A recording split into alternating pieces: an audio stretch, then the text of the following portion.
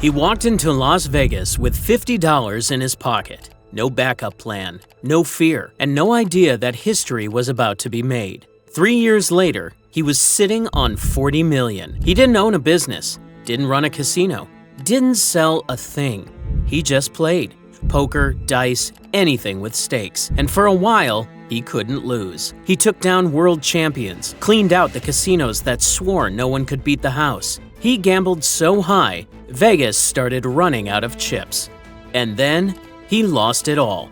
$40 million.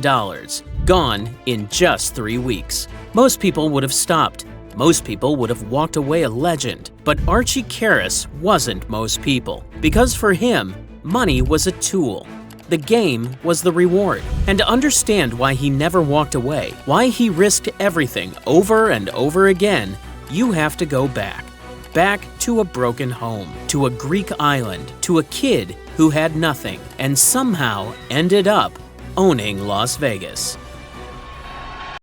He was born in Nargaros Karaborniotis, but the world would come to know him as Archie Karas. And long before Vegas ever knew his name, he was just a kid on a forgotten island in Greece. He grew up with nothing, no toys, no shoes, and no future. Sometimes he shot marbles in the street just to win enough coins to buy bread. Sometimes even that didn't work. At home, things were worse. His father worked construction. Hard hands, short temper. One day during an argument, he threw a shovel at Archie's head. It missed, but that was enough. At 15 years old, Archie ran away, and he never looked back. He took a job on a cargo ship, washing dishes for $60 a month. He sailed across oceans, slept in tight bunks, and then one day, he jumped ship.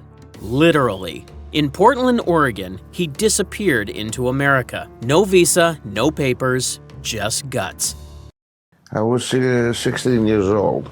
Eventually, he made his way to Los Angeles. He didn't speak English. He didn't need to. He found a job at a small diner, and next to that diner was a pool hall. That's where it all started. He spent hours watching, then hours playing, then days hustling. It turned out he was good, really good, at reading people, at staying calm, at risking everything when it mattered. And that's when the idea hit him. He didn't need a boss or a paycheck. If he could beat people with a stick and a ball, maybe he could beat them with cards. He moved from pool tables to poker tables. And just like that, a gambler was born. By the early 90s, Archie Karas had seen it all. He'd played pool for thousands, lost fortunes at poker, and slept in the same car he once used to drive to high-stake games. He'd been broke before, but this time felt different. He had just blown through $2 million in Los Angeles. The action had dried up. Nobody wanted to play him, not because he was bad, but because he was dangerous. He was down to his last $50. Not enough for rent, not enough for a buy-in, but just enough to fill his gas tank. So he did what only Archie Karas would do. He got in his car and drove to Las Vegas. He walked into the Mirage with nothing but nerve. He spotted a familiar face, a fellow gambler from LA. Archie asked for a loan, 10 grand. No contract, no handshake, just trust. Within an hour, he sat down in a high-limit Raz game and tripled the money. By the end of the night, he handed $20,000 back to the man who had loaned him 10, a clean double, and with $10,000 left in his pocket, Archie Karas was back. He didn't waste time. He took that 10 grand downtown to a place called Binion's Horseshoe, a casino that didn't care about limits, a casino that let legends rise and fall. He found a well-known high roller there, a private gambler from LA he called Mr. X. Nobody knew his real name. They still don't. But what happened next made history. They played pool. Not for 20, not for 50, but for $40,000 a game. Archie cleaned him out, game after game, until he'd won over $1 million. Then they switched to poker. Heads up, no limit. Archie beat him for another $3 million. In just a few weeks, his $10,000 had become over $4 million. But this wasn't luck, and it wasn't over. Because Archie wasn't interested in winning a little. He wanted to take on the world, the best players, the biggest money, and if they wouldn't come to him, he'd make sure they couldn't ignore him. By now, the casinos were starting to pay attention. He wasn't just some lucky guy on a hot streak. Archie Karas was cleaning out high rollers and walking away with millions, and he wasn't done. He wanted more pressure, more danger, more risk. So he did something most gamblers never do. He called them out, publicly. All of them, the best poker players in the world. He told the dealers at Binion's, quote, "You tell anyone, I'll play them heads up. Any game, any amount." And they came. Stu Ungar was the first, 3-time world champion, one of the most gifted players to ever touch a deck of cards. Archie beat him in Raz, then in 7-card stud. In total, Ungar lost $1.2 million. He never asked for a rematch. Then came Chip Reese, smart, disciplined, the kind of player who never let emotions get in the way. He sat with Archie for days. Game after game, marathon sessions that broke most men. But Archie didn't blink. He beat Chip for $2 million. And when Reese finally stood up, he said only one thing, quote, "God made your balls a little bigger." More followed. Johnny Moss, Doyle Brunson, Puggy Pearson, Johnny Chan. All legends, all fell the same way. Archie Karas wasn't just winning, he was dominating. Word spread fast. In a matter of months, he had defeated every major name in poker. Some quit after a single session. Others didn't even try. They didn't want to risk their bankroll or their pride. And that was the problem. Eventually, nobody wanted to sit across the table from him. Archie had done the unthinkable. He had beaten poker. There was no one left to play. So he did what only Archie would do. He walked away from the card table and went straight to the dice pit. If poker couldn't give him the action anymore, maybe the casino could. But what happened next would make the poker run look small. Because now he wasn't just playing against people, he was playing against the house, and he was about to take them to war. By early 1995, Archie Karas had done what no gambler ever had. He turned his last $50 into over $40 million. He wasn't just playing games anymore. He was walking through casinos with armed guards, private tables, private dealers, private limits, because the regular ones didn't go high enough. He had every $5,000 chip at Binion's in his possession. The casino literally ran out of its highest denomination. And still, he wanted more. With no one left to face him at poker, he turned to dice. Craps. It was unpredictable, violent, fast. Perfect for a man who didn't care about the money. Archie started betting hundreds of thousands of dollars per roll. One session, he walked away with $4 million. Another time, he strung together 5 wins in a row, each over $1 million. But then, it turned. A cold streak, a few bad rolls, a few bad decisions, and in just days, he lost $11 million. He went back to what he knew, poker, a rematch against Chip Reese, the only man who'd ever come close to keeping up. This time, Archie lost. $2 million gone. Still calm, still composed, still chasing something that even he couldn't name. Then came baccarat, a game of pure chance. No skill, no edge, just luck. He walked into the casino with $17 million and walked out with nothing. And somehow, in just 3 weeks, Archie Karas lost everything. Every dollar, every chip, every ounce of that impossible run. $40 million. Gone.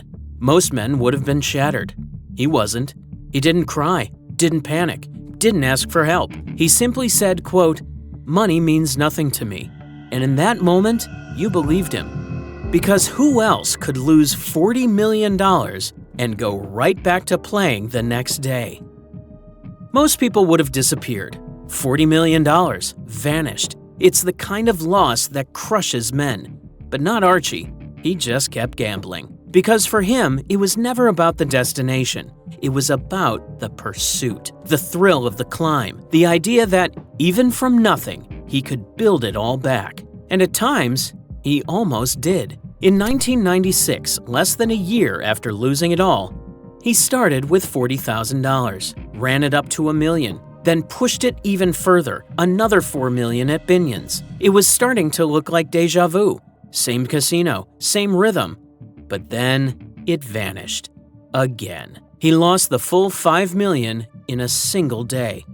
No emotion, no breakdown, just another reset. A few years later, he walked into a small casino outside Vegas. He had $1,800 to his name. He lost most of it, down to $200. But then, the dice turned. He ran that $200 up to nearly $10 grand in a matter of hours. He took the winnings back into Vegas, stopped at Fitzgerald's, won another $36,000, then hit Binion's again, just like old times, and left with over $300,000. Within 3 days, his $200 had become nearly $1 million. And just like before, he lost it all. It wasn't a mistake. It was a pattern. Every time he built a bankroll, he pushed it to the edge, and every time, he let it fall. Some say he couldn't stop. Others say he never wanted to, because when money didn't matter, the only thing left was the gamble itself. And for Archie, that was always enough. By now, Archie Karas wasn't just a gambler. He was a myth, a man who defied the odds and paid the price. But even myths can crack, and in 2013, that's exactly what happened. He was in California at the Barona Resort and Casino, a quiet place 30 minutes outside San Diego, far from the bright lights of Vegas. And that was the point. Archie didn't want attention, not anymore. He just wanted to play, to start small, to build something. Again. He sat at a blackjack table. The stakes weren't high, yet, but the game was going his way. Small wins, then bigger ones. By the end of the session, he was up around $8,000. Nothing compared to his past, but enough to get him started. Or so he thought. What he didn't know was that the casino was watching. Not the pit boss, not the dealer, but security upstairs, watching every move over and over again. And then they said it. Quote, "He's cheating. Call the cops." They accused him of marking cards, a technique so subtle most players don't even notice it. According to the casino, he was using a hollowed-out chip with colored dye inside, brushing it across the backs of high-value cards, aces, kings, queens, jacks, leaving just enough of a mark to track them later. With that knowledge, he could decide whether to hit, stand, or double down before the cards were ever flipped. It wasn't flashy, it wasn't loud, but if it was true, it was fraud. He was arrested, at home, booked, and denied bail. The media picked up the story fast. Quote, "World-famous gambler caught cheating at cards." But Archie denied everything. He said he didn't cheat. Never had, never would. Still, he pleaded guilty on advice from his attorneys. 3 years probation, $6,800 in restitution. No jail time. But the real damage had already been done, because when he signed that plea, the legend began to unravel. By the time the dust settled, Archie Karas was a free man. No jail time, no press conferences, no more wins. He walked out of court in 2014 with his name technically cleared. But inside the industry, everything had changed. Because pleading guilty didn't just end the case, it ended something else. The respect. Casinos stopped calling him the Greek. Players who once shook his hand now looked the other way. At the poker table, your name is everything, and Archie's was now tied to a felony. In 2015, it became official. The Nevada Gaming Commission placed him on the Black Book, the list of people banned from every casino in the state. Mobsters, fixers, cheats.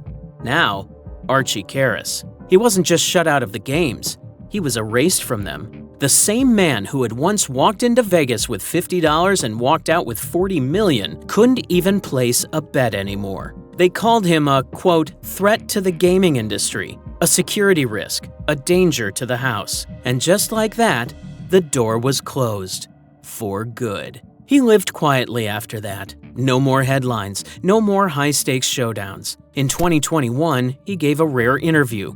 Soft-spoken, older, worn down. He said he still thought about the $40 million every day. But when asked if he'd do it differently, he didn't hesitate.